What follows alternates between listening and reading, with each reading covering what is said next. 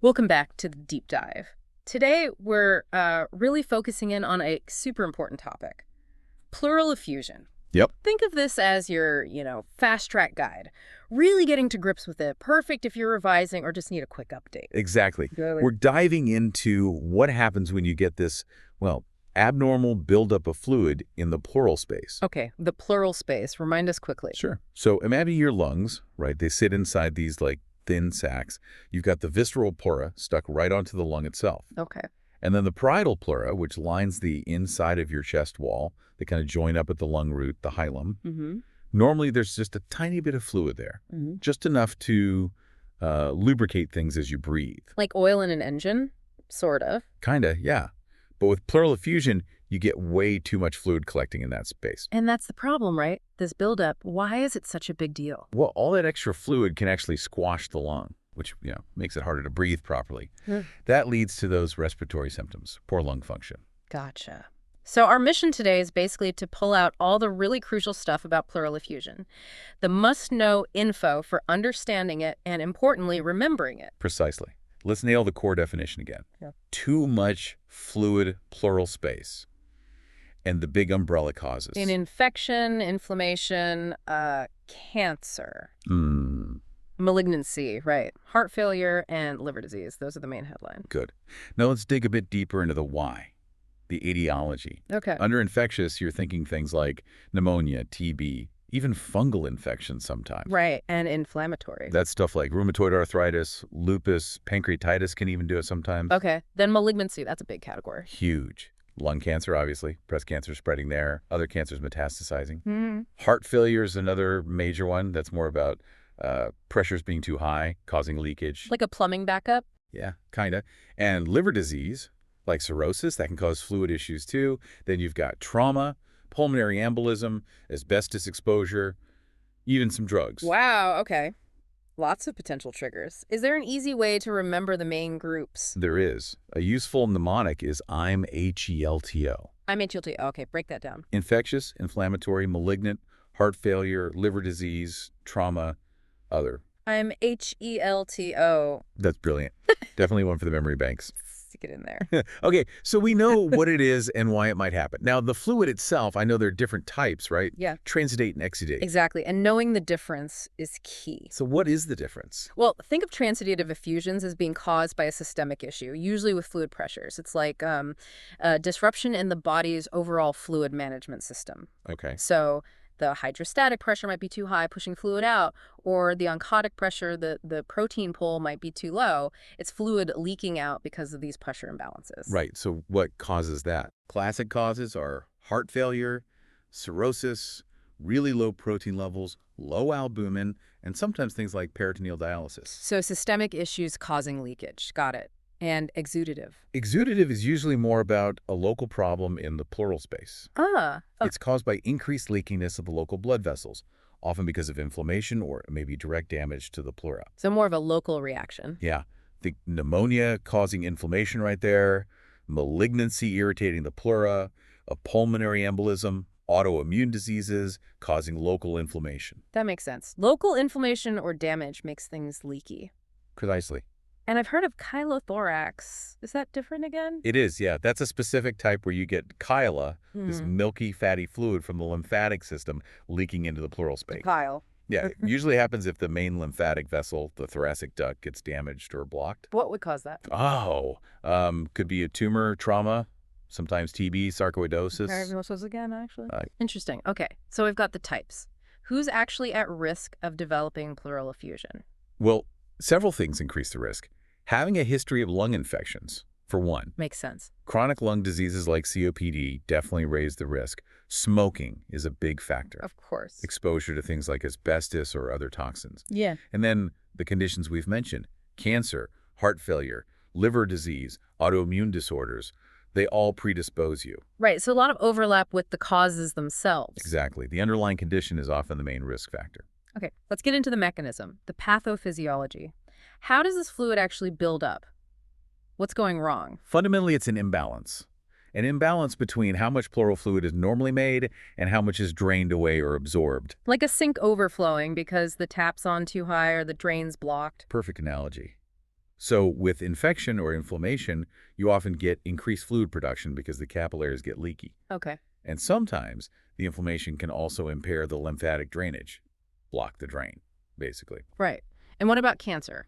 Malignancy. Malignancy can do both. Yep. The tumor itself can irritate the pleura and cause more fluid production, or it can block the lymphatic vessels, stopping the fluid from draining away effectively. Okay, so blocking the drain again. Yep. And heart failure, we touched on this. It's mostly increased pressure in the blood vessels, hydrostatic pressure, forcing fluid out into the pleural space. The tap's on too high. Kinda, yeah. And liver disease, especially cirrhosis with low albumin. That's a low protein thing, right? Exactly. Yeah. Low protein in the blood means lower oncotic pressure. So there's less pull keeping the fluid inside the blood vessels, and it leaks out more easily. Got it. And the end result of all this extra fluid is? Compressed lung. The fluid takes up space, squashes the lung underneath it, which leads to breathlessness and just, well, reduced lung function overall. Makes sense. So clinically, how does this present? What signs and symptoms should make you think pleural effusion? The big ones are shortness of breath dyspnea. That's probably the most common. And often a cough. Sometimes that cough comes with pleuritic chest pain. That sharp pain when you breathe in. Exactly. Sharp stabbing pain, worse on inspiration or coughing. That points towards inflammation of the pleura. What else? When a doctor examines the patient, they might hear reduced breath sounds over the area where the fluid is. Because the fluid's blocking the sound. Right. And if they tap on the chest over that area, percussion, it'll sound dull, not resonant like normal air-filled lung. Stony dull is the classic description. Stony dull. Okay. What about more severe signs? If it's a really large effusion or causing significant problems, you might see signs of actual respiratory distress. The patient struggling to breathe, maybe using extra muscles. You might see cyanosis, that bluish tinge to the skin or lips from low oxygen, and their oxygen saturation levels might be low on a pulse oximeter. Okay, those are definite warning signs. What about the patient's history? What clues might you get there? Oh, loads. The size of the effusion often correlates with symptoms, so asking about how breathless they are is key. Unexplained weight loss, that's a red flag for Malignancy. Right. Smoking history, cough and a blood hemoptysis points towards lung cancer potentially. You always need to ask about past medical history, medications they're on, and their job, any asbestos exposure. Yeah, crucial for mesothelioma risk. Definitely. And the physical examination itself. What specific things might a doctor look for or find? Well, on inspection, just looking at the patient, you might notice weight loss, other signs of cancer perhaps, nicotine stains on the fingers. Clubbing. Dabbing. Yeah, that swelling of the fingertips can be linked to lung cancer or other chronic lung conditions, maybe signs of rheumatoid arthritis in the hands. You'd look at how they're breathing. Are they dyspneic? Is one side of the chest moving less than the other? Okay. Then palpation, feeling the chest. You might feel reduced expansion on the side with the effusion. If it's a massive effusion, the trachea, the windpipe, might actually be pushed over to the opposite side. And you'd feel decreased vibrations when they speak. That's reduced tactile fremitus. Right. And percussion. Stony dullness, as we said. Often it's highest in the axilla, the armpit area. And auscultation listening. Diminished or completely absent breath sounds over the fluid. But interestingly, right at the top edge of the fluid, you might hear something called egophony. Egophony. What's that? It's where if you ask the patient to say E, it sounds like a bleeding A through the stethoscope. It's a bit weird, but quite specific for that fluid level interface. Huh. Okay. Lots of potential clues there. So you suspect an effusion based on history and exam. How do you confirm it and figure out the cause? Diagnostics time. Right. First step is usually imaging. Chest X-ray is often the starting point, or an ultrasound right at the bedside. Both can show the fluid, give an idea of size and location. Ultrasound's quite good for guiding procedures too, isn't it? Absolutely. If you need a more detailed look, maybe to find the underlying cause like a tumor or infection, then a CT scan or sometimes an MRI would be next. Okay. But the definitive thing is getting a sample of the fluid. Yes, thoracentesis. That's putting a needle into the pleural space to draw some fluid. Sounds a bit risky. It has risks, like pneumothorax, but using ultrasound guidance makes it much, much safer and more accurate. Usually done with a fine needle, maybe a 21 gauge and a syringe. You only need about 50 milliliters for the basic tests. And that fluid goes off to the lab? Yep, for a whole battery of tests. They'll check the pH, protein level, LDH, lactate dehydrogenase, cell count, cultures for bacteria or TB, glucose level. And that's where Light's criteria come in. Exactly. Light's criteria are really the cornerstone for figuring out if it's an exudate or a transudate. It's based on comparing the protein and LDH levels in the pleural fluid to the levels in the patient's blood serum. Okay, remind us of the key points of Light's criteria. So generally, high protein in the pleural fluid, say over 30 grams per liter, points towards exudate. Less than 30 suggests transudate. But it's not always clear-cut. No, there's a gray area, maybe between 25 and 35. So then you look at the ratios. If the pleural fluid protein divided by serum protein is greater than 0.5, Exudate. or if pleural fluid LDH divided by serum LDH is greater than 0.6, Exudate. or if the pleural fluid LDH is more than 2/3 of the upper limit of normal for serum LDH. Exudate again. If any one of those is met, it's likely an exudate. You got it. That helps narrow down the potential causes significantly. What other things might the fluid analysis show? Well, very low glucose can suggest rheumatoid arthritis or TB. High amylase might point to pancreatitis or maybe an esophageal rupture. Okay. If the fluid is bloody, you have to think about malignancy, particularly mesothelioma, but also pulmonary embolism or TB can cause that. An infection, if it looks like pus. Yeah, if it's obviously purulent or cloudy, that's empyema.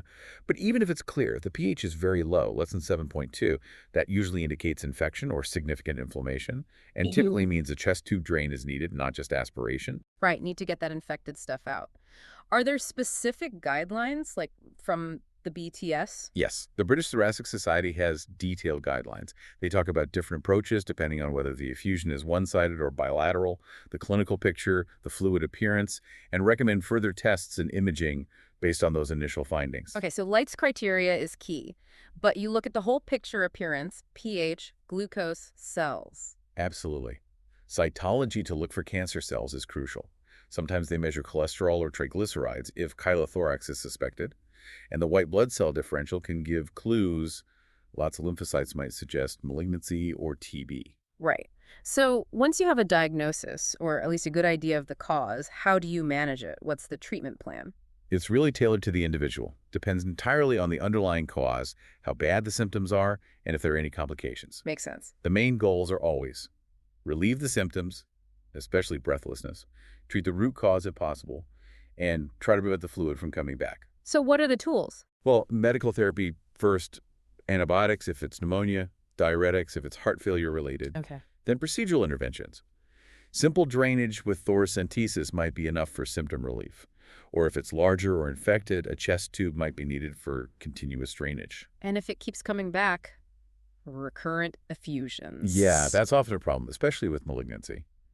Options then include repeated aspirations, which isn't ideal long-term, or a procedure called pleurodesis. Pleurodesis, sticking the pleura together. Essentially, yes. You drain the fluid, then inject an irritant substance, often talc or sometimes tetracycline, into the pleural space. This causes inflammation and scarring, which sticks the visceral and parietal pleura together, obliterating the space so fluid can't reaccumulate. It's uncomfortable. It can be. Yeah.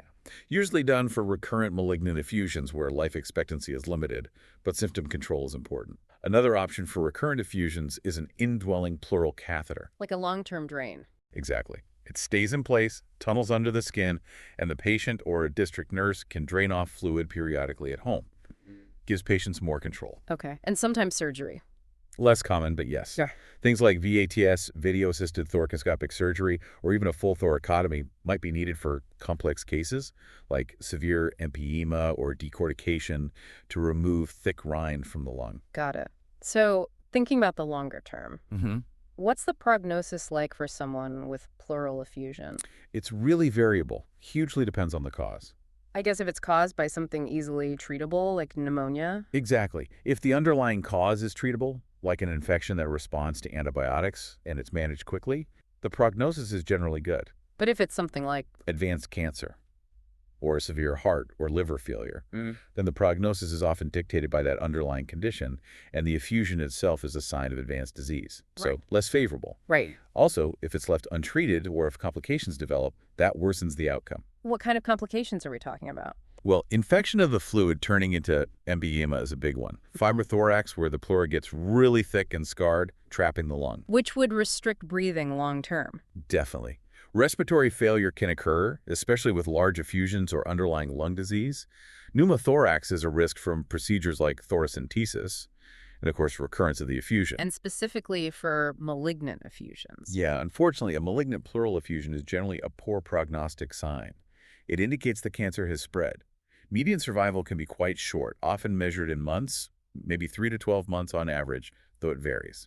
Complications also include further metastasis and cancer progression. So the cause is really paramount for prognosis. Absolutely critical. Okay, let's just quickly recap the main potential complications again. Sure. So, infection empyema, fibrothorax, that thick scarring, respiratory failure, pneumothorax, collapsed lung, recurrence of the effusion itself. And with malignant causes, you've got the cancer progression and poor overall prognosis. Even chronic pleural thickening can cause long-term symptoms. Okay, that's a comprehensive run-through. So to tie it all together, pleural effusion is that abnormal fluid in the pleural space. We've talked about the causes. Remember, I am HELTO. You have infectious, inflammatory, malignant, heart failure, liver disease, trauma, other. We covered the types Transudate versus Exudate and how Light's criteria help differentiate them. Debates on protein LDH. We looked at presentation, the diagnostic steps like imaging and fluid analysis, and the management strategies from simple drainage to pleurodesis or catheters.